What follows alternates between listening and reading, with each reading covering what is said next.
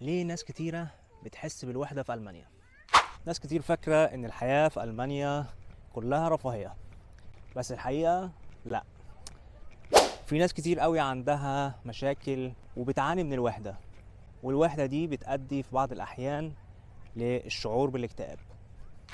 المشكلة الكبيرة إن المجتمع هنا فردي، كل واحد في حاله، كل واحد عايش لحاله، كل واحد بيفكر في مصلحته. يمكن حتى الجيران ممكن ما تكونش عارفهم أو عارف أساميهم، وحتى لو عرفتهم علاقتك بيهم بتبقى محددة. صعب قوي إنك تكون صداقات في المجتمع هنا، والموضوع مش مرتبط بإنك إذا كنت بتتكلم ألماني أو ضعيف في الألماني، أو لو كنت جديد في ألمانيا أو بقالك 10-20 سنة في ألمانيا. الموضوع باختصار إن الصداقات هنا تكوينها صعب، لأنك لو مشيت في طريق أنت راضي عنه و...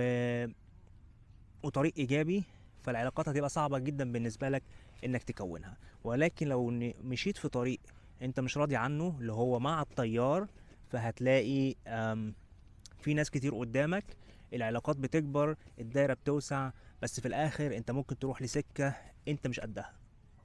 ده يبين لك إن الاتجاه العام في المجتمع اتجاه شبه منحرف. الوحدة والاكتئاب هنا مش مقتصرين على الأجانب أو على المهاجرين، في ناس كتير ألمان وشباب ألمان كمان بيعانوا من الوحدة وبيعانوا من الاكتئاب.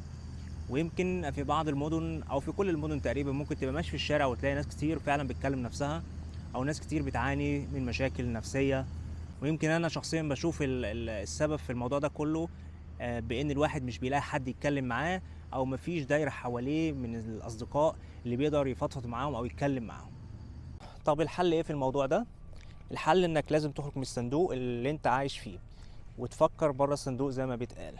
يعني احضر انشطه، اشترك في اعمال تطوعيه، روح الجيم، هتتعرف على ناس ايجابيه. ما تخرجش بره الاطار اللي انت عايز تعيش فيه، وما تمشيش مع التيار، لانك لو مشيت مع التيار في يوم من الايام هتندم في وسط المجتمع اللي انت عايش فيه.